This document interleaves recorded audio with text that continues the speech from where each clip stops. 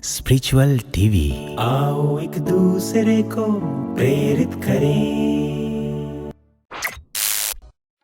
सेवा का संकल्प। यह घटना उस समय की है जब इटली अपने एक पड़ोसी देश के साथ युद्ध लड़ रहा था। एक युवक एक पहाड़ी की चोटी पर बैठा हुआ दूरबीन से युद्ध का दृश्य देख रहा था। युद्ध में कुछ सैनिक मर चुके थे और कुछ अपने जीवन की अंतिम घड़ियां गिन रहे थे।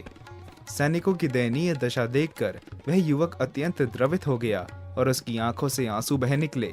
दरअसल वह युवक सम्राट नेपोलियन से मिलने पेरिस गया था, किंतु जब उसे पता चला कि सम्राट मोर्चे पर गए हुए हैं तो वह उनसे मिलने मोर्चे की ओर ही चल पड़ा था। किंतु मोर्चे का दृश्य देखकर वह सम्राट से मिलने की बात बिल्कुल ही भूल बैठा।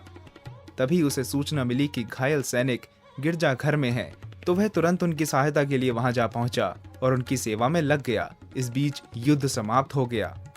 अब उसके मन में यही बात कौंध रही थी कि कुछ भी हो, घायलों की सेवा के लिए एक ऐसा दल होना चाहिए जो तुरंत मौके पर पहुंचकर उनकी सहायता कर उन्हें नया जीवन प्रदान करे।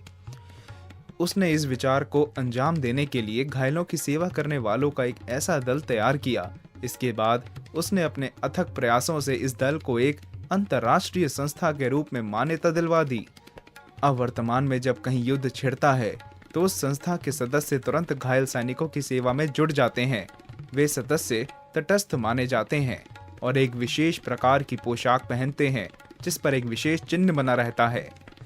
उस संस्था का नाम रेड क्रॉस है, जिसका संस्थापक यही युवक था। इस युवक का नाम जीन हेनरी दूना था, जो जिनेवा के एक मध्यवर्गीय परिवार में पैदा हुआ था। प्रत्येक वर्ष जीन हेनरी के जन्मदिन 8 मई को रेड क्रॉस दिवस मनाया जाता है। राजे की शोभा। एक राजे का राजा बेहद कठोर और जिद्दी था। वह एक बार जो निर्णय ले लेता था उसे बदलने को तैयार नहीं होता था। एक बार उसने प्रजा पर भारी कर लगाने की योजना मंत्रिमंडल के सामने रखी। मंत्रियों को यह प्रस्ताव अन्यायपूर्ण लगा। उसने इससे अपनी असहमति जताई। राजा क्रोधित हो उठा।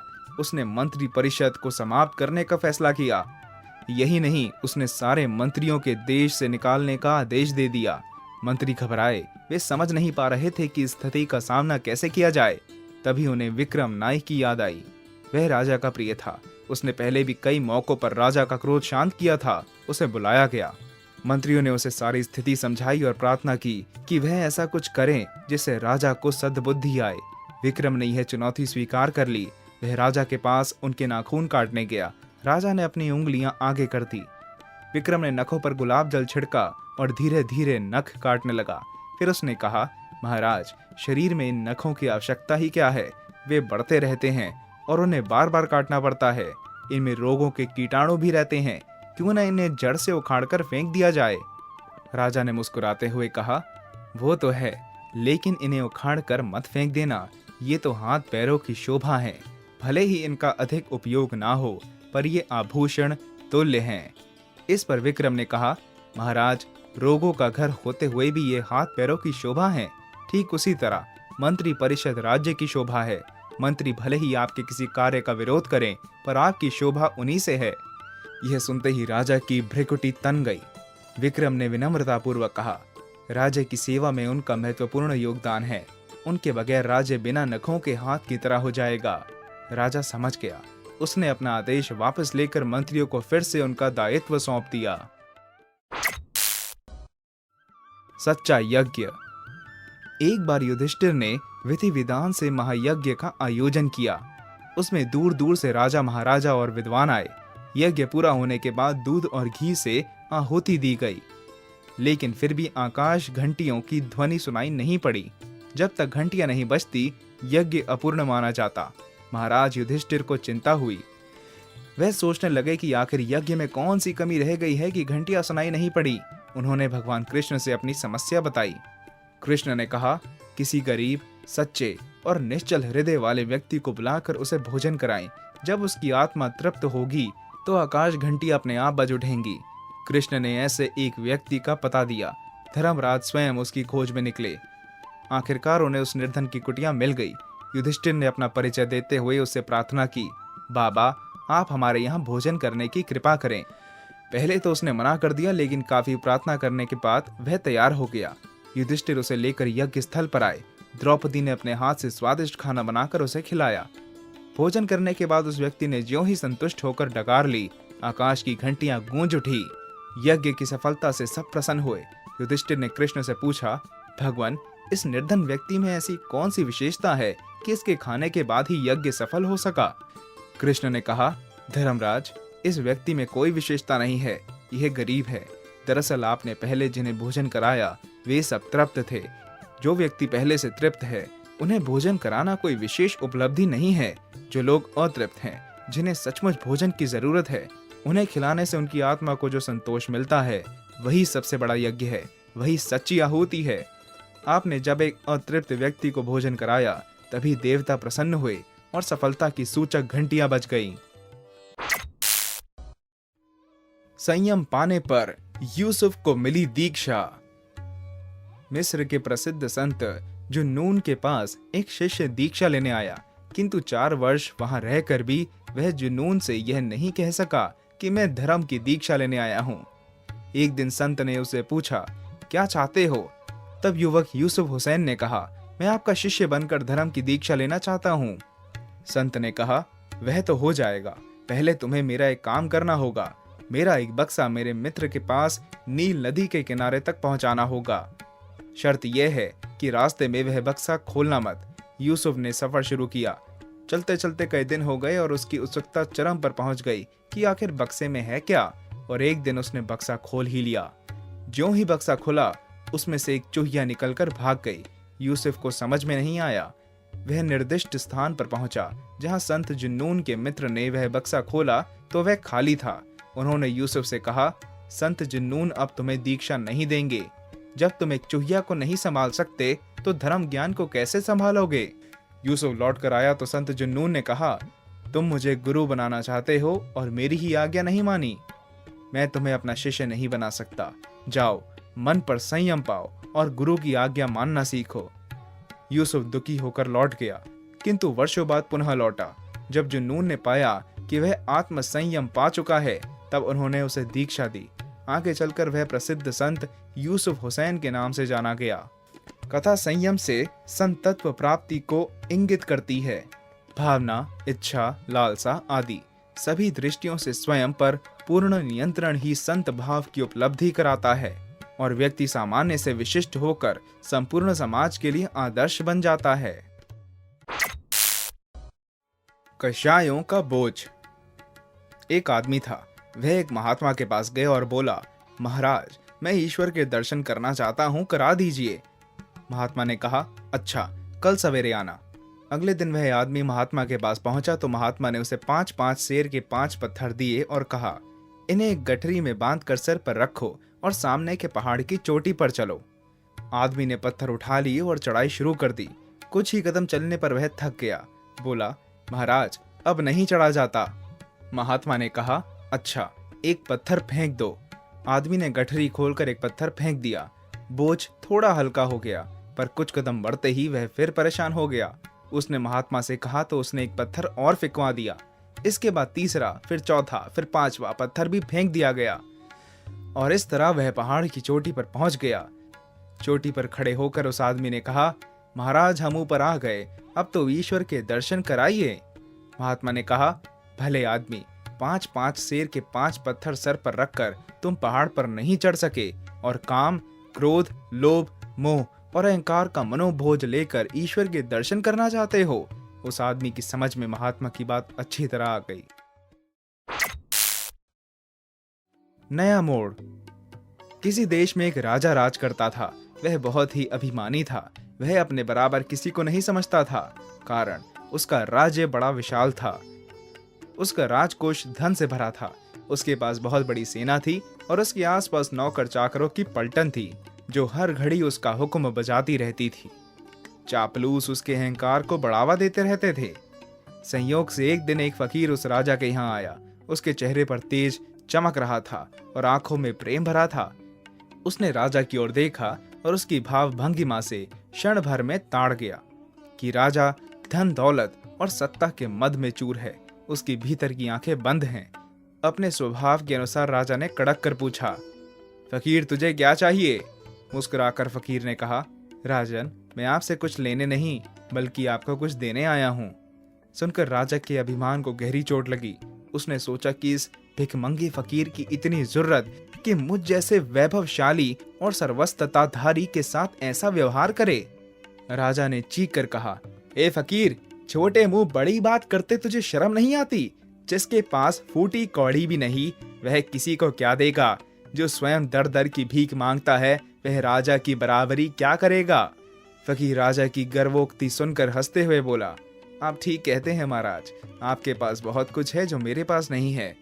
पर राजन, अकिंचन के पास भी कुछ होता है जो दुनिया की माया से अधिक महत्व रखता है। राजा की आंखों में खून उतर आया। अपनी बकवास बंद करो, जैसे किसी रोगी से बात कर रहा हो फकीर ने कहा, राजन, बिना त्याग के भोग बेस्वाद है। वैभव में जब त्याग जुड़ जाता है तो वह महक उठता है। जानते हो, त्याग के आते ही अहंकार मिट जाता है, आसक्ति दूर हो जाती है और अंदर की आंखें खुल जाती हैं। फकीर के शब्दों में मानो कोई जादू था। राजा का बोध हुआ। उसका सोया हुआ इंसान जाग उठा। उसने अनुभव किया कि त्यागी के आगे भोगी कितना छोटा है।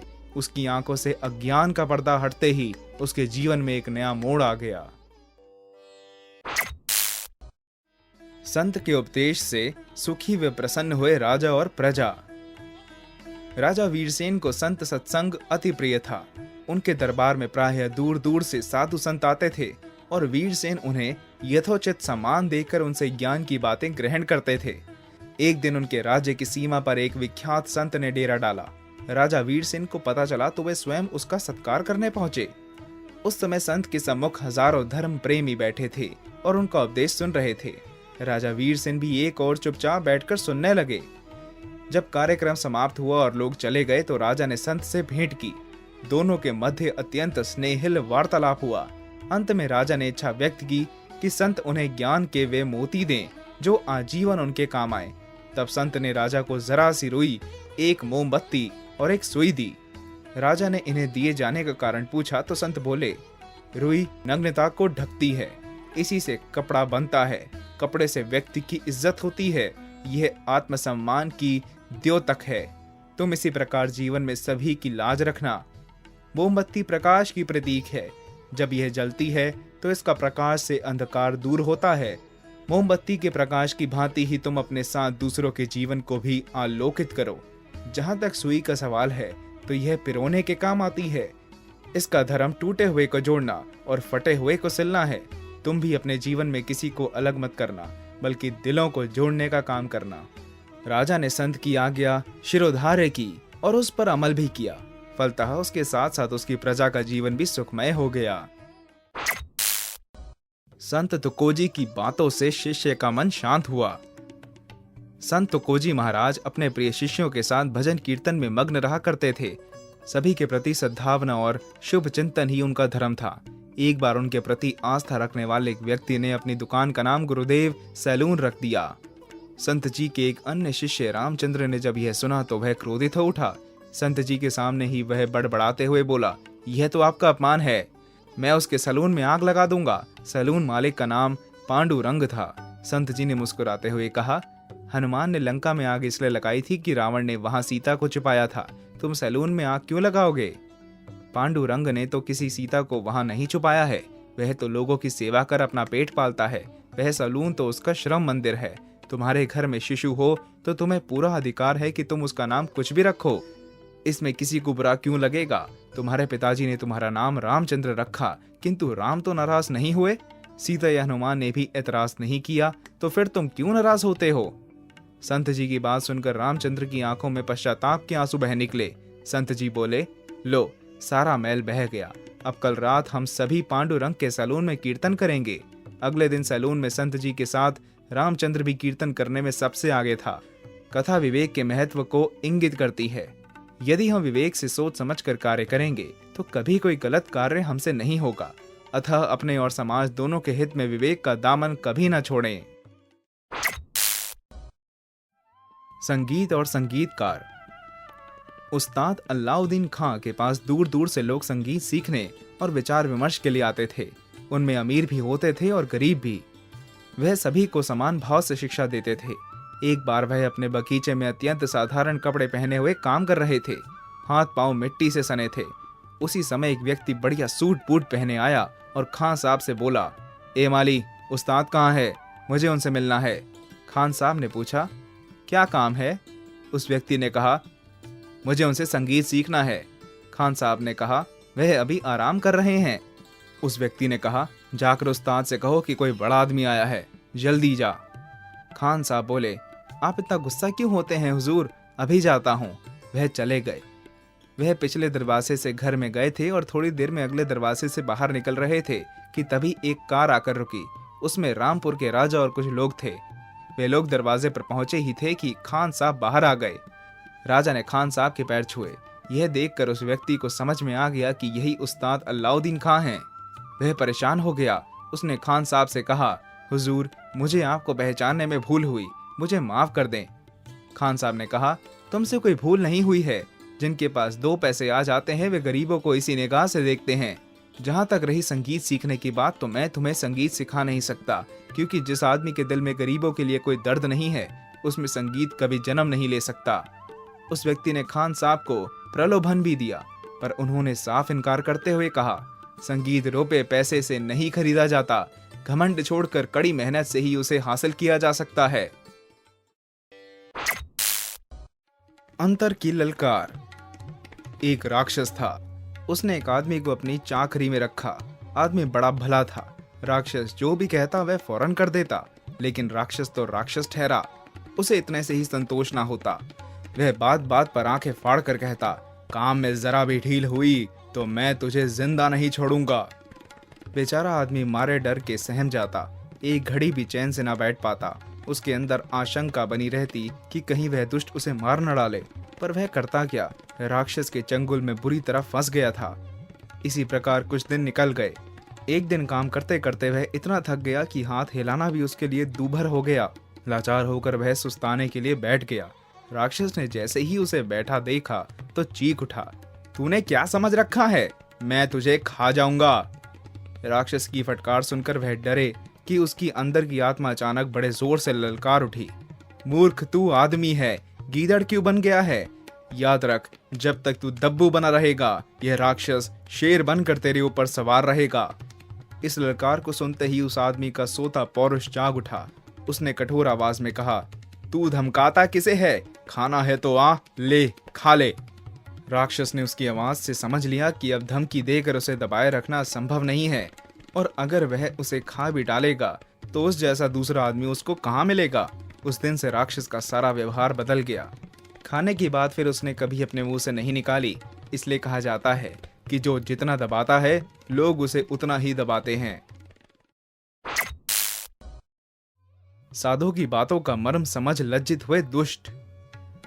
एक अलमस्त साधु कुछ जिज्ञासुओं के मध्य बैठे बातें कर रहा था। जिज्ञासु उससे अपने प्रश्नों का समाधान प्राप्त कर रहे थे और साधु धैर्य पूर्वक उनके प्रश्नों का उत्तर दे रहे थे। प्रश्न करने वालों में कुछ उद्दंड लोग भी बैठे थे। उनमें से एक ने पूछा, बाबा, यह बताओ कि कुछ लोग डंडा लेकर आपको मारने आए तो आप क्या करोगे? प्रश्न सुनकर साधु बहुत हंसे, फिर बोले, इसका उपाय तो बहुत ही सरल है। जब मेरे साथ ऐसा होगा तो मैं अपने किले में जा बैठूंगा। उस उद्दंड ने पूछा, अच्छा, तो आपका किला भी है? बाबा बोले, हाँ है। तो उस उद्दंड व्यक्ति और उसके मित्रों ने समझा कि यह बाबा तो पाखंडी है। एक ओर तो फक्कड़ मस्ती की बातें करता है और दूसरी ओर स्वयं किले का ऐश्वर्य भोग रहा है। इससे तो धन ऐंठना चाहिए। उन सभी ने एक दिन साधु को एकांत में घेर लिया और कहा, बोलो, तुम्हारा किला कहाँ है? हम देखना चाहते हैं। तब साधु बाबा बोले, बंधुओं, मेरा किला ऐसी चीज नहीं है कि तुम्हें बताने में भय लगे। देखो, यह है मेरा किला। और बाबा ने अपने दिल पर हाथ रख लिया। एक दुष्ट ने देखा, ठिठोली करते हो? तब बाबा बोले, नहीं, मेरा मन ही मेरा किला है। जब मैं इसमें प्रवेश कर जाता हूँ तो शेष दुनिया से कट जाता हूँ और यहाँ स्वयं को अत्यंत सुरक्षित पाता हूँ, क्योंकि यहाँ मेरे साथ मेरा परमात्मा होता है। जो व्यक्ति इस किले की महिमा नहीं समझता वह सदा असुरक्षित रहता है। दुष्ट उनकी बात का मर्म जानकर लज्जित हो चले गए। गुणार्थ यह है कि व्यक्ति परमेश्वर का ही अंश है, इसलिए जब उसकी आत्मा सांसारिक प्रपंचों से निर्लिप्त होगी तो स्वतः ही परमात्मा के दर्शन हो जाएंगे। जल प्रवाहों ने आपस में बांटे अपने दुख व सुख। कदीशा की घाटी में, जिसमें होकर एक वेगवती नदी बहती थी, दो छोटे छोटे जल प्रवाह आ मिले और परस्पर बातचीत करने लगे। एक जल प्रवाह ने पूछा, मेरे मित्र, तुम्हारा कैसे आना हुआ? रास्ता ठीक था ना? दूसरे ने उत्तर दिया, रास्ते की ना पूछो, बड़ा ही बीहड़ था। पंचक्की का चक्र टूट गया था और उसका संचालक, जो मेरी धारा को अपने पौधों व वृक्षों की ओर ले जाता था, चल बसा। उसके जाने से मैं तो अकेला ही रह गया। बड़ी मुश्किल से यहाँ तक आया हूँ। बहुत संघर्ष करके धूप में अपने निकम्मेपन को सूर्य स्नान कराने वालों की गंदगी के साथ लिए मैं सड़क आया हूँ। किंतु मेरे बंधु, तुम्हारा पथ कैसा था? पहले ने उत्तर देते हुए कहा, मेरा पथ तुमसे भिन्न था। मैं तो पहाड़ी से उतरकर सुगंधित पुष्पों और लचीली बेलों के मध्य से होकर आ रहा हूँ। स्त्री पुरुष मेरे जल का पान करते थे। किनारे पर बैठकर छोटे छोटे बच्चे अपने गुलाबी पैरों को पानी में चलाते थे। मेरे चारों ओर उल्लास और मधुर संगीत का वातावरण था। उसी समय नदी ने ऊंचे स्वर में कहा, चले आओ, चले आओ, हम सब समुद्र की ओर जा रहे हैं। अब अधिक वार्तालाप ना करो और मुझ में मिल जाओ। हम सब समुद्र से मिलने जा रहे हैं। चले आओ, अपनी यात्रा के सारे सुख दुख विस्मृत हो जाएंगे जब हम अपनी समुद्र माता से मिलेंगे। इस प्रतीकात्मक कथा का गुणार्थ यह है कि मृत्यु के पश्चात आत्मा का परमात्मा से मिलन अनिवार्य है, जो परम सुख है। अतः जीवन में सुख या दुख जो भी मिले, उन्हें ईश्वर का प्रसाद मानकर ग्रहण कर लें। ऐसा करने पर हमारा अंत समय दिव्य आत्मिक शांति से ओतप्रोत रहता है। स्वतंत्रता का सुख। पुराने जमाने की बात है। एक सम्राट गहरी चिंता में डूबा रहता। कहने को तो वह शासक था, पर वह अपने को अशक्त, परतंत्र और पराजित अनुभव करता था। एक दिन वह अपनी चिंताओं से पीछा छुड़ाने के लिए बहुत दूर एक जंगल में निकल पड़ा। उसे वहां बांसुरी के स्वर सुनाई पड़े। एक झरने के पास वृक्षों की छाया तले एक युवा चरवाहा बांसुरी बजा रहा था।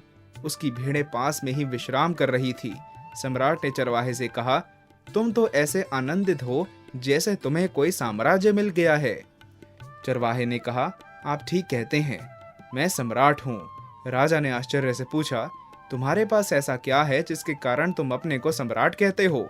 चरवाहा मुस्कुराया और बोला, व्यक्ति संपत्ति और ताकत के कारण नहीं, स्वतंत्रता के कारण सम्राट होता है।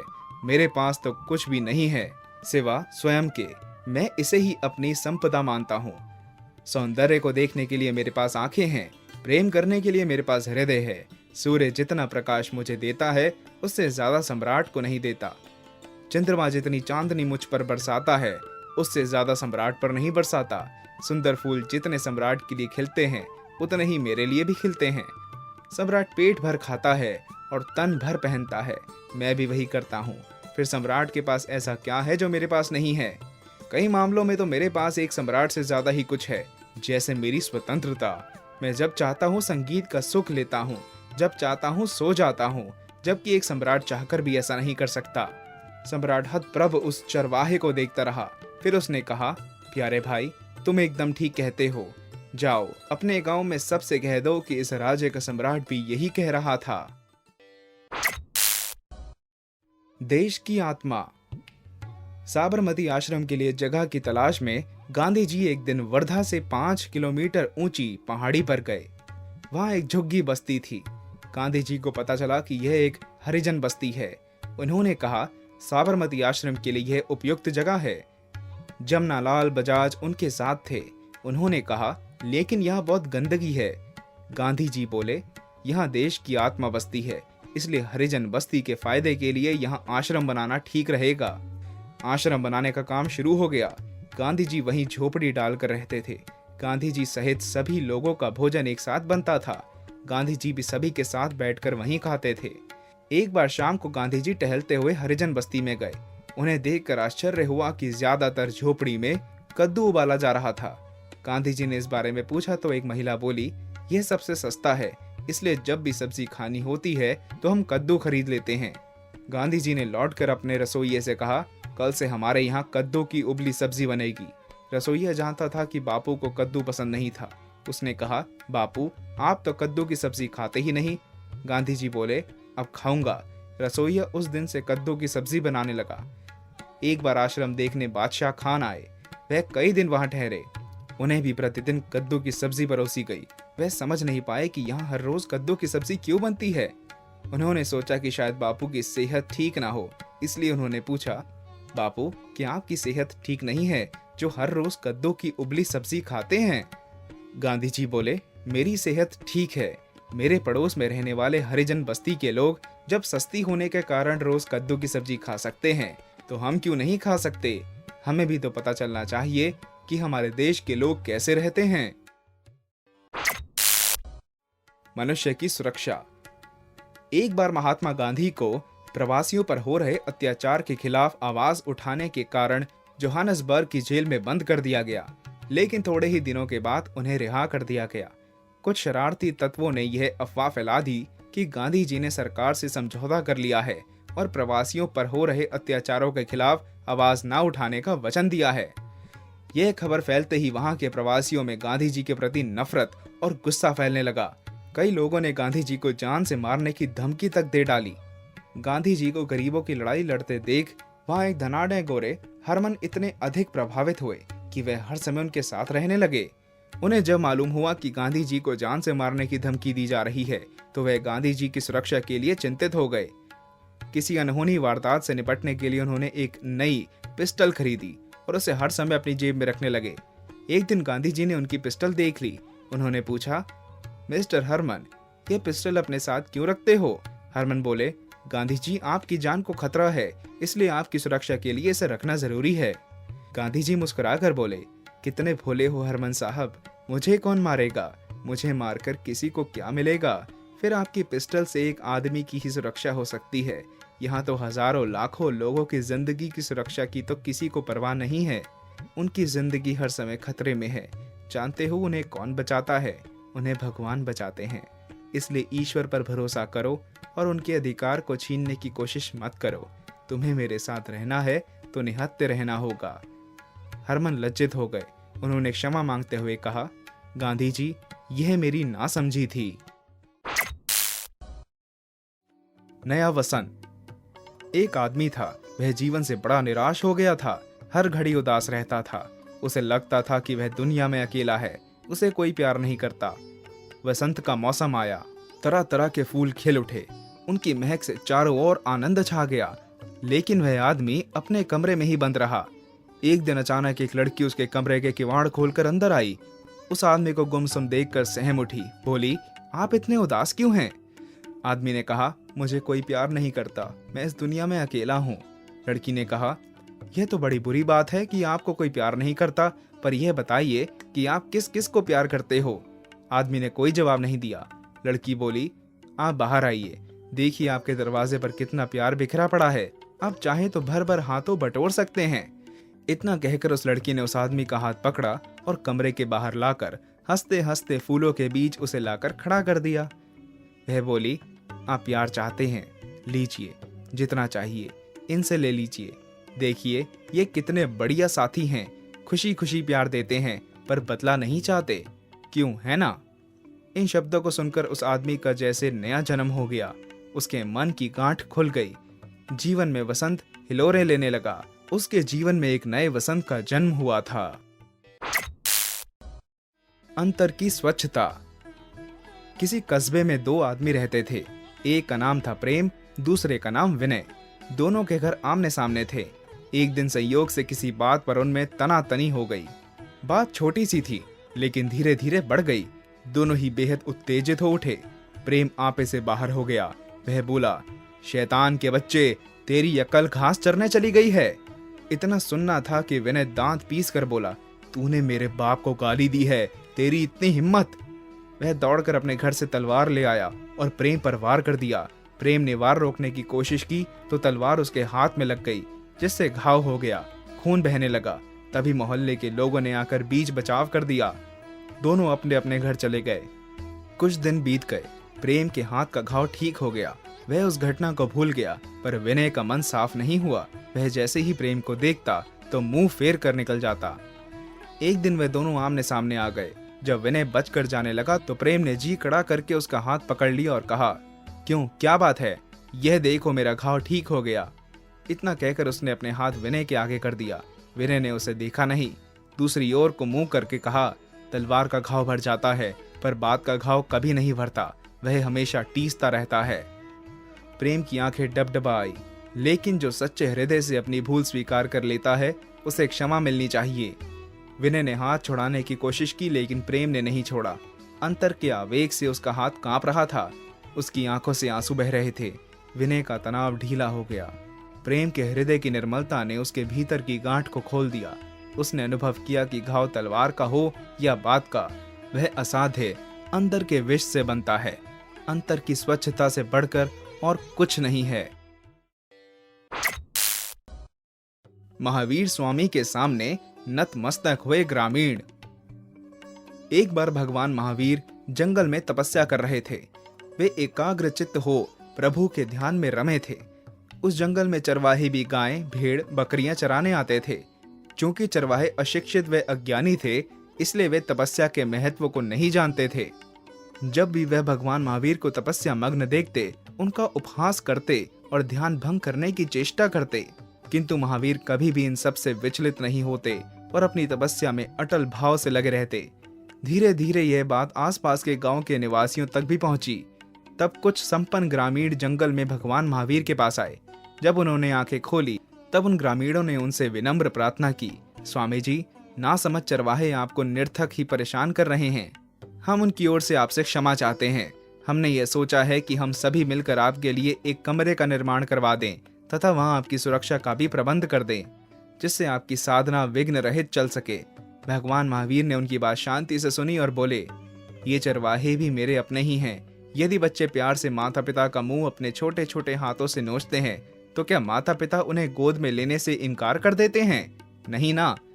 आपका धन मेरे लिए कमरा बनवाने की अपेक्षा निराश्रितों के काम आने पर अधिक उपयोगी रहेगा।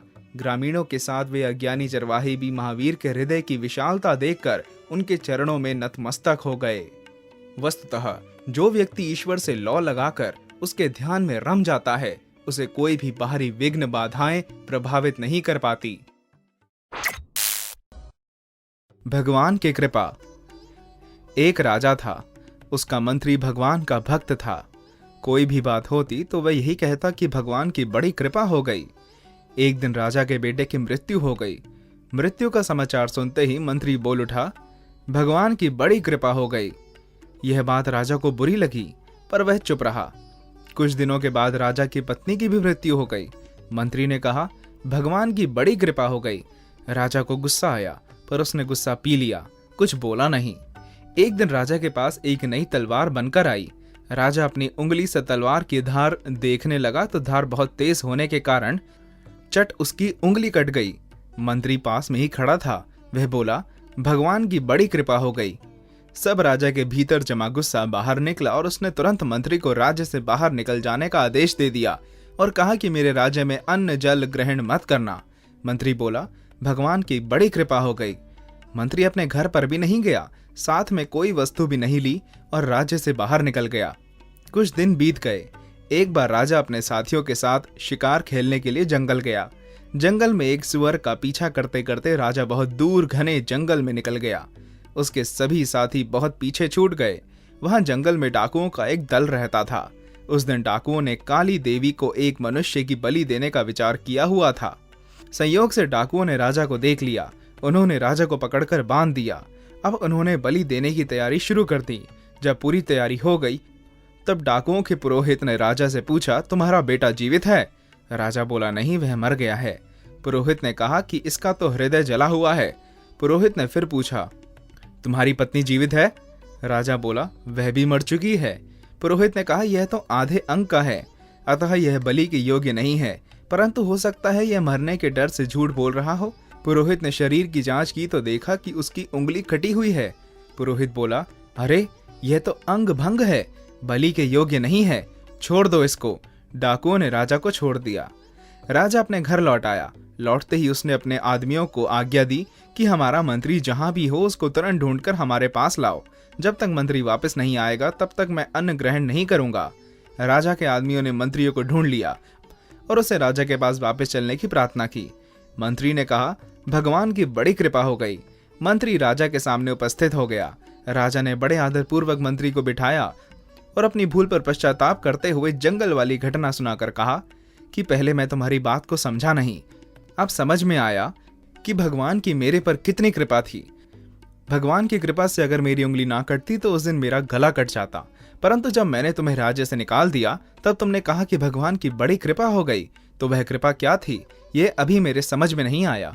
मंत्री बोला, महाराज, जब आप शिकार करने गए तब मैं भी आपके साथ जंगल जाता, आपके साथ मैं भी जंगल में बहुत दूर तक निकल जाता, क्योंकि मेरा घोड़ा आपके घोड़े से कम तेज नहीं है। डाकू लोग आपके साथ मुझे भी पकड़ लेते। आप तो उंगली कटी होने के कारण बच गए, पर मेरा तो उस दिन गला कट ही जाता। इसलिए भगवान की कृपा से मैं आपके साथ नहीं था, राज्य से बाहर था, अतः मरने से बच गया। अब मैं पुनः अपनी जगह वापस आ गया हूं। यह भगवान की कृपा ही तो है। आंख और पेट की बीमारी। सभी मनुष्यों को दो तरह की बीमारी है, आंख की बीमारी और पेट की बीमारी।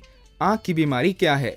इस दुनिया में एक अंधेरा सबकी आंख में जो छाया, जिसके कारण सूझ पड़े नहीं कौन हूं मैं, कहां से आया। कौन दिशा को जाना मुझको, किसको देख मैं ललचाया। कौन है मालिक इस दुनिया का, किसने रची यह माया। और पेट की बीमारी क्या है? इस दुनिया में एक कूप है जिसका पार कोई नहीं पावे, जिसको भरने कारण प्राणी देश दिगंतर को जावे। दिन भय पर घर में जाकर सेवा कर कर मर जावे, भजन ध्यान चिंतन ईश्वर का जिसके कारण बिसरावे। इस विषय में एक कहानी है। एक वैद्य थे, उनके पास एक रोगी पहुंचा। उसने वैद्य से कहा कि मेरी आंख में बड़ी पीड़ा हो रही है और पेट में भी पीड़ा हो रही है। वैद्य ने उसको लिटाकर उसका पेट देखा और आंख देखी। इतने में एक दूसरा रोगी आया। उसने भी कहा कि मेरी आंख में और पेट में बड़ी पीड़ा हो रही है।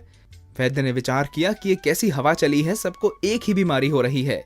वैद्य ने दोनों रोगियों के लिए अलग अलग दवा लिख दी और कहा कि कंपाउंडर से दवा ले लो। कंपाउंडर ने दोनों को एक दवा की दो पुड़ियां बनाकर दे दी, एक आंख के लिए और एक पेट के लिए। वैद्य ने समझा दिया कि देखो, यह आंख में डालने की पुड़िया है, इसको रात में सोते समय आंख में डालना और बार बार पलक झपकाना, जिससे आंख से गरम गरम पानी निकल जाएगा, फिर सो जाना, इससे आंख ठीक हो जाएगी। यह दूसरी पुड़िया पेट के लिए है, इसको एक पाव जल में डालकर आंख पर रख देना। जब जल एक छटाक रह जाए तब वह काढ़ा छानकर पी लेना, इससे पेट ठीक हो जाएगा और दस्त लगने से आंख में भी लाभ होगा।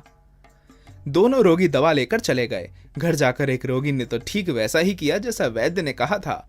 आंख की दवा आंख में डाल दी और पेट की दवा पेट में, परंतु दूसरे रोगी ने पुड़िया उलट दी और पेट की दवा आंख में डाल दी और आंख की दवा पेट में डाल दी। आंख में थोड़ा सा कचरा भी पड़ जाए तो पीड़ा होने लगती है, पर उसने पेट का चूर्ण आंख में डाल दिया, उससे आंख की पीड़ा बढ़ गई। आंख की दवा ठंडी होती है, वह पेट में चली गई तो पेट की पीड़ा भी बढ़ गई। अब वह वैद्य को गाली देने लगा कि तेरे बाप को मैंने मारा था क्या? वह तो अपनी मौत मरा था, फिर मेरे से किस दिन का बदला लिया है? दूसरे दिन वह दवाखाना खुलने से पहले ही वहां जा बैठा।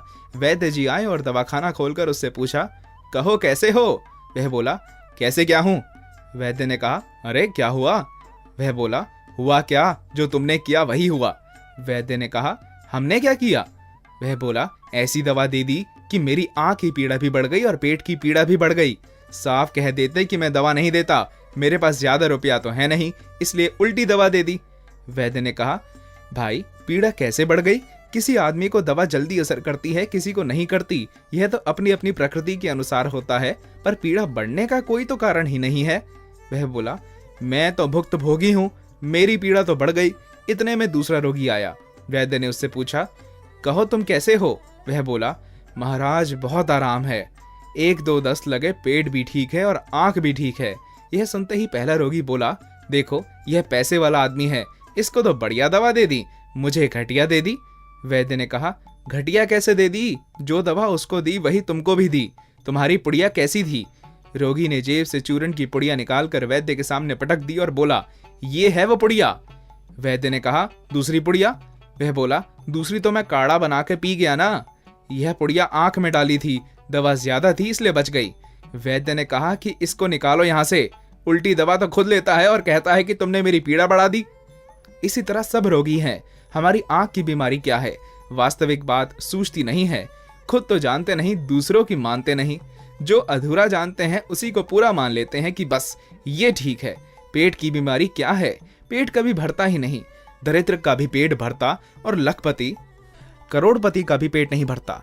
कितना ही मिल जाए तो भी कहते हैं कि क्या करें, काम नहीं चलता। इन दिनों रोगों के लिए भगवान ने हमें 2 पुड़ियां दी हैं, प्रारब्ध और पुरुषार्थ। आंख की बीमारी के लिए पुरुषार्थ है और पेट की बीमारी के लिए प्रारब्ध। पुरुषार्थ करेंगे, सत्संग, स्वाध्याय, विवेक, विचार करेंगे तो आंख रोग दूर होगा, और अपने कर्तव्य का पालन करते हुए प्रारब्ध पर विश्वास करेंगे कि जो हमारे भाग्य में लिखा है वही मिलेगा, तो पेट का रोग दूर होगा। प्रारब्ध शोक चिंता मिटाने के लिए है, आलसी अकर्मण्य बनाने के लिए नहीं। जैसे बेटा बीमार हो तो अपनी सामर्थ्य के अनुसार उसका भली भांति इलाज करते करते अगर वह मर जाए तो मन में इस बात को लेकर चिंता, शोक, दुख नहीं होगा कि हमने अपनी तरफ से उसकी इलाज में कमी रखी। बेटा तो प्रारब्ध के अनुसार ही मरेगा, पर अपने पुरुषार्थ में कमी होगी तो चिंता, शोक, दुख होगा कि हमने अपने कर्तव्य का ठीक पालन नहीं किया। इसलिए जो करने में सावधान और होने में प्रसन्न रहते हैं उनकी आंख का रोग भी ठीक हो जाता है और पेट का रोग भी। परंतु जो पुड़िया उलट देते हैं, अर्थात आंख के रोग के लिए प्रारब्ध और पेट के रोग के लिए पुरुषार्थ लगा देते हैं, उनके ये दोनों ही रोग बढ़ जाते हैं। ऐसे लोगों से सत्संग, स्वाध्याय, भजन, ध्यान करने के लिए कहा जाए तो वे कहते हैं कि कैसे करें महाराज, हमारे तो भाग्य में ही नहीं है। प्रारब्ध से मिलने वाले धन के लिए रात दिन पुरुषार्थ में लगे रहते हैं, सारा पुरुषार्थ पेट के लिए लगा देते हैं और आंख के लिए कुछ करते ही नहीं। भगवान का नाम लेने के लिए कहो तो कहते हैं कि नाम कैसे लूं, मुख में 100 मन का ताला है। नाम लेना हमारे भाग्य में लिखा नहीं है, भगवान की ऐसी ही मर्जी है, हम क्या करें, हमारा क्या दोष है। अनुकूल या प्रतिकूल परिस्थिति का प्राप्त होना प्रारब्ध के अधीन है और प्राप्त परिस्थिति का सदुपयोग करना पुरुषार्थ के अधीन है। इसलिए कर्तव्य पालन, सत्संग, स्वाध्याय, भजन, ध्यान आदि करने में तो मनुष्य स्वतंत्र है, पर धन कमाने में स्वतंत्र नहीं है। मनुष्य यह नियम तो ले सकता है कि मैं रोजाना इतनी माला जप करूंगा, इतना स्वाध्याय करूंगा, पर यह नियम नहीं ले सकता कि मैं रोजाना इतने रुपए कमाऊंगा। कारण कि भजन ध्यान आदि करना पुरुषार्थ के और रुपए कमाना प्रारब्ध के अधीन है। परंतु जहां पुरुषार्थ लगाना चाहिए वहां लगा दिया, इससे दोनों बीमारियां बढ़ गई। पेट की बीमारी बढ़ने से जीवन निर्वाह का खर्चा बहुत बढ़ गया। पढ़ाई लिखाई में, खान पान में, स्वाद शौकीन में, रहन सहन में खर्चा बढ़ गया और कहते हैं कि स्टैंडर्ड ऊंचा होना चाहिए। सारा पुरुषार्थ स्टैंडर्ड ऊंचा करने में, पेट भरने में लगा दिया और आंख से कुछ दिखता ही नहीं है कि भगवान क्या है, संसार क्या है, मैं कौन हूं, मुझे क्या करना है। रात दिन हाय पैसा करते हैं। अगर हाय भगवान करें तो निहाल हो जाए। जिस लगन से धन कमाते हैं उस लगन से साधन करें तो कल्याण हो जाए। परंतु साधन की दशा है कि नित्य नियम पूरा हुआ तो सोचते हैं कि आज की आफत तो मिटी, माला पूरी हुई तो मानो जैसे छूट गए। दुकान में रोज 100 रुपए कमाते हैं और वे 100 रुपए अगर सुबह ही पैदा हो जाएं तो भी दुकान दिन भर खोलकर बैठे रहेंगे, पर जब पूरा हो जाए तो माला लपेट कर रख देंगे। ये क्या है, ये उल्टी पुड़िया ले ली। इसलिए जो मिला है उसमें संतोष करें, जो नहीं मिला है उसकी कामना ना करें। अपने कर्तव्य का तत्परता से पालन करें, दूसरों की सेवा करें और भगवान का भजन स्मरण, सत्संग, स्वाध्याय करें तो आंख की पीड़ा भी ठीक हो जाएगी और पेट की पीड़ा भी। संतोष कैसे पहचानें? संत महात्मा और उनको पहचानने वाले बहुत ही दुर्लभ हैं। आज तो दंभ, पाखंड और बनावटीपन इतना हो गया है कि असली संत महात्मा को पहचानना अत्यंत ही कठिन कार्य हो गया है। पर सच्चे जिज्ञासु को पता लगता है, भगवान कृपा करते हैं तभी उनको पहचाना जा सकता है। अब उनकी पहचान क्या हो, हम उनकी पहचान नहीं कर सकते, हम तो अपनी पहचान कर सकते हैं। एक कहानी है, एक नवयुवक राजगद्दी पर बैठा। 5-7 वर्ष राज्य करने के बाद उसने अपने राज्य के बड़े बूढ़ों को इकट्ठा करके पूछा, आप लोग बताएं कि राज्य हमारा ठीक रहा है या हमारे पिताजी का ठीक था अथवा हमारे दादाजी का ठीक था, किसका राज्य ठीक था? आपने हमारी तीनों पीढ़ियों का राज्य देखा है। बेचारे सब चुप रहे। एक बहुत बूढ़ा आदमी खड़ा होकर कहने लगा कि महाराज, हम आपकी प्रजा हैं, आप उम्र में छोटे हैं तो क्या हुआ, आप हमारे मालिक हैं। अब हम आपके बारे में निर्णय कैसे करें कि आप में कौन योग्य और कौन योग्य नहीं है, कौन बढ़िया और कौन घटिया है? यह हमारी क्षमता नहीं है। मेरी बात पूछे तो मैं अपनी बात तो कह सकता हूँ, पर आपकी परीक्षा नहीं कर सकता। राजा ने कहा, अच्छा अपनी बात बताओ। वह कहने लगा, जी आपके दादाजी का राज्य था, उस समय मैं जवान था, मैं पढ़ा लिखा था, शरीर में बल भी अच्छा था, मैं एक लाठी पास में रखता था। उस समय यदि 5-10 आदमी एक साथ भी सामना करने के लिए आ जाते तो मैं हार नहीं खाता, बल्कि उन सबको मार दूं, ऐसा मेरा विश्वास था।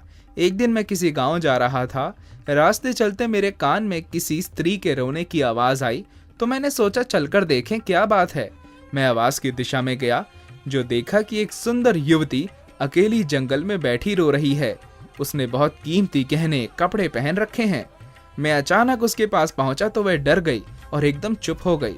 मैंने बड़े प्यार से कहा कि बहन घबराओ मत, बताओ कि तुम रो क्यों रही हो। मेरे ऐसे कहने पर वह आश्वस्त हुई और बोली, मैं पीहर से ससुराल जा रही थी, साथ में 2-4 बैलगाड़ियां और ऊंट थे। रास्ते में डाकू मिल गए तो उनसे मुठभेड़ हो गई। मेरे संबंधी और डाकू आपस में लड़ने लगे। मुझे डर लगा तो भागकर जंगल में चली आई और यहाँ आकर बैठ गई। अब उनका क्या हाल हुआ यह तो भगवान जाने, किंतु मैं किधर जाऊं मुझे रास्ता मालूम नहीं है। मेरा जन्म गांव तो बहुत दूर रह गया, लेकिन ससुराल गांव पास ही है, ऐसा अंदाजा है, लेकिन मैं जानती नहीं क्या करूं, यह सोचकर रोना आ रहा है। इस तरह कहकर उसने मुझे अपने ससुराल का पता बताया। मैं उस गांव को जानता था, इसलिए मैंने उससे कहा, बहन तुम चलो, डरने की कोई बात नहीं है, मैं तुम्हारे साथ हूँ। पूछने पर उसने अपने ससुर का नाम कागज पर लिख कर बताया। मैं उसके ससुर को जानता था, इसलिए उसके ससुराल ले गया। रात हो चुकी थी, सब लोग तरह तरह की चिंता कर रहे थे। वे लोग बहुत दुखी थे, क्योंकि बहू के शरीर पर गहने आदि बहुत थे। बहू को सही सलामत पहुंची देखकर सबके मन में प्रसन्नता छा गई। उस स्त्री ने अपने घर वालों से कहा, इन सज्जन को मैं पिता कहूँ या भाई कहूँ, इन्होंने मुझे बड़े प्यार से धीरज दिलाया और यहाँ तक पहुँचाया। उसके ससुर मुझे इनाम देने के लिए 500-700 रुपए लाए और लेने का आग्रह करने लगे। मैंने अपना कर्तव्य समझकर यह काम किया था कि कोई दुखी है तो उसका दुख दूर हो जाए, इसलिए मैंने रुपए नहीं लिए। मैंने मन में सोचा कि अपने कर्तव्य पालन की बिक्री नहीं करूंगा। मेरे मन में रुपए ना लेने से बड़ा संतोष रहा। मैं वापस चला आया। यह बात तो आपके दादाजी के समय की बात थी। इसके बाद आपके पिताजी का राज्य आया। उनके राज्यकाल के 5-7 वर्ष बीतने पर मेरे व्यापार में बड़ा घाटा लगा। धन की तंगी हुई तो मेरे मन में बात आने लगी कि उस समय इतना अच्छा अवसर मिला था, 10-15 हजार का तो गहना जेवर मिल जाता, आज दुख नहीं भोगना पड़ता। उस समय बड़ी भूल हो गई, अब पछताने से क्या होगा। जब वह इनाम देने लगे तब भी नहीं लिया। बड़ाई का भूख आज तंगी भोगता है। इस प्रकार के भाव मन में आए थे। महाराज, आप तो अवस्था में मेरे पोते के समान हैं, आपके सामने लज्जा आती है।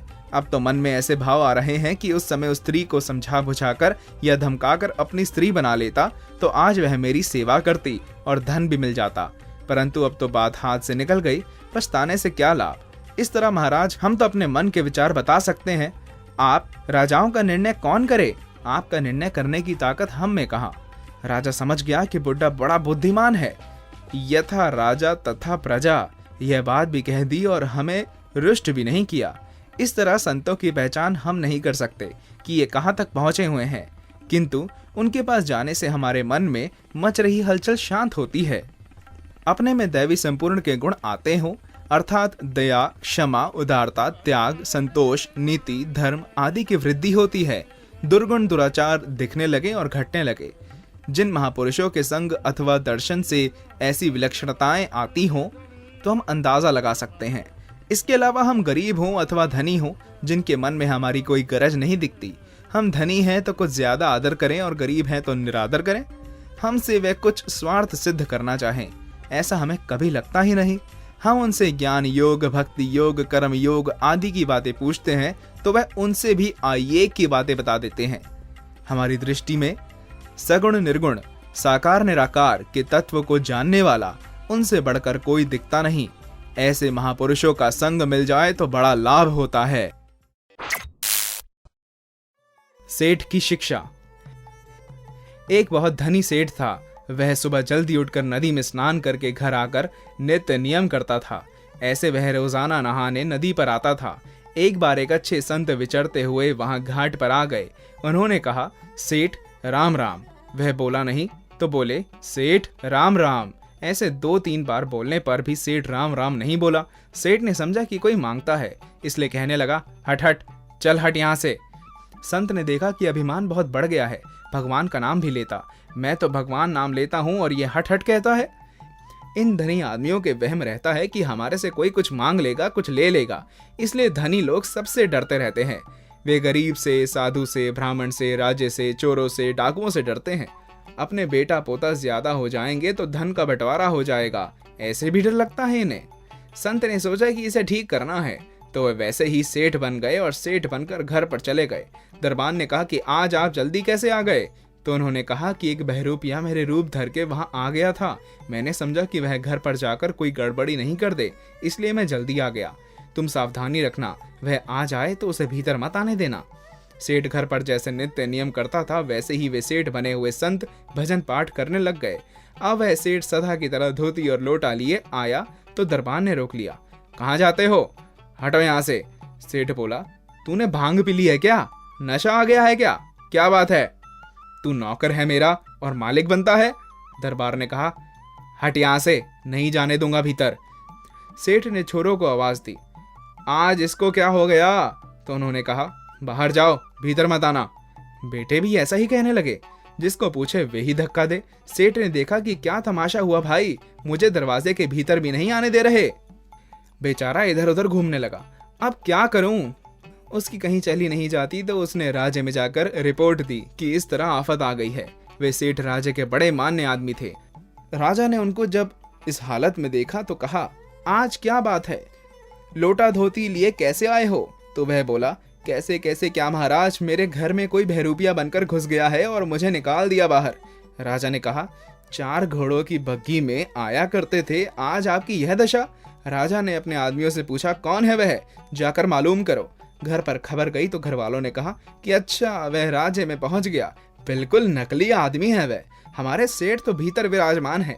राजा ने जाकर कहा, सेठ को कहो कि राजा बुलाते हैं। अब सेठ 4 घोड़ों की बग्घी लगाकर ठाट बाट से जैसे जाते थे वैसे ही पहुंचे और बोले, अन्नदाता, क्यों याद फरमाया? क्या बात है? राजा जी बड़े चकराए कि दोनों एक से दिख रहे हैं, पता कैसे लगे? मंत्रियों से पूछा तो वह बोले, साहब असली सेठ का कुछ पता नहीं लगता।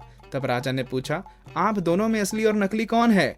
तो कहा, परीक्षा कर लो, जो संत सेठ बने हुए थे बता देंगे। बही मंगाई गई। जो सेठ बने हुए संत थे उन्होंने बिना देखे ही कह दिया कि अमुक अमुक वर्ष में अमुक मकान में इतना खर्च लगा, इतना घी लगा, अमुक के ब्याह में इतना खर्च हुआ। वह हिसाब अमुक बही में अमुक जगह लिखा हुआ है। वह सब कसम मिल गया। सेठ बेचारा देखता ही रह गया, उसको इतना याद नहीं था। इससे यह सिद्ध हो गया कि वह सेठ नकली है। तो कहा कि इसे दंड दो, पर संत के कहने से छोड़ दिया। दूसरे दिन फिर वह धोती और लोटा लेकर गया। वहां वही संत बैठे थे।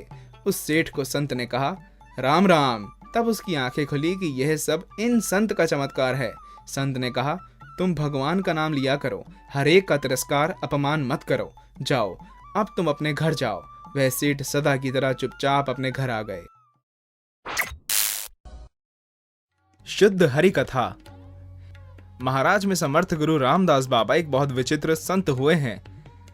इसके संबंध में एक कथा प्रसिद्ध है। ये हनुमान जी के भक्त थे और इनको हनुमान जी के दर्शन हुआ करते थे।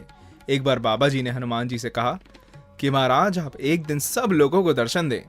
हनुमान जी ने कहा कि तुम लोगों को इकट्ठा करो तो मैं दर्शन दूंगा। बाबा जी बोले, लोगों को तो मैं हरि कथा से इकट्ठा कर दूंगा। हनुमान जी ने कहा कि शुद्ध हरि कथा करना, हरि कथा से लोग आते हैं, शुद्ध हरि कथा से मैं आ जाऊंगा। बाबा जी बोले कि शुद्ध हरि कथा ही करूंगा। संत तथा राजगुरु होने के कारण बाबा जी का ऐसा प्रभाव था कि वे जहां जाते वहीं हजारों की संख्या में लोग इकट्ठे हो जाते। उन्होंने एक शहर में जाकर कहा कि आज रात शहर के बाहर अमुक मैदान में हरि कथा होगी। समाचार सुनते ही हरि कथा की तैयारी प्रारंभ हो गई। प्रकाश की व्यवस्था की गई, दरियां बिछाई गई, समय पर बहुत से लोग इकट्ठे हो गए। सब गाने बजाने वाले आकर बैठ गए और कीर्तन प्रारंभ हो गया। बीच बीच में बाबा जी भगवान की कथा कह देते और फिर कीर्तन करने लगते। ऐसे करते करते वे केवल कीर्तन में ही मस्त हो गए। लोगों को यह आशा थी कि बाबा जी कथा सुनाएंगे, पर वे तो कीर्तन ही करते चले गए। लोगों के भीतर असली भाव तो था नहीं, अतः यह कीर्तन तो हम घर पर ही कर लिया करते हैं, यहाँ कब तक बैठे रहेंगे। ऐसा कहकर वे धीरे धीरे उठकर जाने लगे। वास्तव में वे घर पर कीर्तन करते नहीं थे। घर में कीर्तन करने की बात तो वहां से उठने का बहाना था। बाबा जी के पास में बैठे लोग कान पर जनेऊ टांग कर उठ गए। थोड़ी देर में सभी लोग उठकर चले गए। धीरे धीरे गाने बजाने वाले भी खिसक गए। बाबा जी तो आंखें बंद करके अपनी मस्ती में कीर्तन करते ही रहे, क्योंकि वे हनुमान जी की आज्ञा के अनुसार शुद्ध हरि कथा कर रहे थे। प्रकाश की व्यवस्था करने वाले भी चले गए। अब दरी वालों को मुश्किल हो गई कि बाबा जी तो मस्ती से नाच रहे हैं, दरी कैसे उठाएं। उन्होंने भी अटकल लगाई। जब बाबा जी नाचते नाचते उधर गए तो इधर की दरी इकट्ठी कर ली, और जब वे इधर आए तो उधर की दरी इकट्ठी कर ली और चले गए। जब सब चले गए तब हनुमान जी प्रकट हो गए। बाबा जी ने हनुमान जी से बोला कि महाराज सबको दर्शन दो। महाराज हनुमान जी बोले, सब है कहाँ? वहां और कोई तो और था नहीं, केवल बाबा जी थे। इस प्रकार भावपूर्वक केवल भगवान नाम संकीर्तन करना शुद्ध हरि कथा है। इस शुद्ध हरि कथा भगवान साक्षात प्रकट हो जाते हैं। सत्संग का असर। डाकुओं का एक दल था। उनमें जो बड़ा बूढ़ा डाकू था वह सबसे कहता कि भाई जहां कथा सत्संग होता है वहां कभी मत जाना, नहीं तो तुम्हारा काम बंद हो जाएगा। कहीं जा रहे हो, बीच में कथा होती हो तो जोर से कान दबा लेना, उसको सुनना बिल्कुल नहीं। ऐसी शिक्षा डाकुओं को मिली हुई थी। एक दिन डाकू कहीं जा रहा था। रास्ते में एक जगह सत्संग प्रवचन हो रहा था। रास्ता वही था, उधर ही जाना था। जब वह डाकू उधर से गुजरने लगा तो उसने जोर से अपने कान दबा लिए। चलते हुए अचानक उसके पैर में कांटा लग गया। उसने एक हाथ से कांटा निकाला और एक कान दबाकर चल पड़ा। कांटा निकालते समय उसको यह बात सुनाई दी कि देवता की छाया नहीं होती। एक दिन उन डाकुओं ने राजा के खजाने में डाका डाला। राजा के गुप्तचरों ने खोज की। एक गुप्तचर को उन डाकुओं पर शक हो गया। डाकू लोग देवी की पूजा किया करते थे। वह गुप्तचर देवी का रूप बनाकर उनके मंदिर में आए तो उसने कुपित होकर डाकुओं से कहा कि तुम लोगों ने इतना धन खा लिया पर मेरी पूजा ही नहीं की, मैं तुम सबको खत्म कर दूंगी। ऐसा सुनकर वे सब डाकू डर गए और बोले कि क्षमा करो, हमसे भूल हो गई है, हम जरूर पूजा करेंगे। अब वे धूप दीप जलाकर देवी की आरती करने लगे। उनमें से जिस डाकू ने कथा की यह बात सुन रखी थी कि देवता की छाया नहीं होती, वह बोला, यह देवी नहीं, देवी की छाया नहीं पड़ती, पर इसकी तो छाया पड़ रही है। ऐसा सुनते ही डाकुओं ने देवी का रूप बनाए हुए उस गुप्तचर को पकड़ लिया और लगे मारने। वे बोले कि चोर तो तू है, हम कैसे हैं, हमने चोरी की ही नहीं। वह गुप्तचर वहां से भाग गया। सत्संग की एक बात सुनने से ही फर्क पड़ गया। चुगली से हानि। चुगली करना, इधर उधर बात फैलाना, द्वेष पैदा करना, कलह करवाना, यह महान हत्या है, बड़ा भारी पाप है। एक नौकर मुसलमान के यहाँ जाकर रहा। रहने से पहले उसने कह दिया कि मेरी इधर की उधर करने की आदत है, पहले ही कह दिया हूं। मियाँ ने सोचा कि कोई परवाह नहीं, मियाँ बीबी राजी तो क्या करेगा काजी, और रख लिया उसे। अब वह एक दिन जाकर रोने लगा तो बीबी ने पूछा कि रोता क्यों है? तो बोला कि आपके घर रहता हूँ, तनख्वाह पाता हूँ, जिससे मेरा काम चलता है। आपके हित की बात कहने की मन में आती है, पर क्या करूं, आपको जचे ना जचे दुख होता है। बीबी ने कहा कि बता तो दो क्या दुख है। उसने कहा कि मियाँ साहब तो दूसरी शादी करना चाहते हैं, आपके आफत आ जाएगी। तो बीबी ने पूछा कि इसका कोई उपाय है? उसने कहा हाँ, इसका उपाय है, आप मियाँ की दाढ़ी के कुछ कीश ले आओ तो मैं उसकी एक तावीज यंत्र बना दूंगा, फिर सब ठीक हो जाएगा। उधर उस मियाँ को जाकर कह दिया कि बीबी आपसे बड़ा द्वेष रखती है, कभी मारेगी आपको, मेरे आगे बात करती है, इसलिए आप ख्याल रखना। अब मियाँ भी सहज रहने लगा कि मेरे को मार ना दे। एक दिन मियाँ नींद का बहाना बनाकर लेटे हुए थे। वह दाढ़ी के केश काटने के लिए छुरी लेकर आई तो उसने सोचा कि यह तो मेरा गला काटेगी, अतः दोनों में बड़ी कलह हो गई। इसलिए कहा है, चुगलखोर से बात न करना, खड़ा न रहना पास, मियाँ बीबी दोनों मरे, भयो कुटुंब को नास।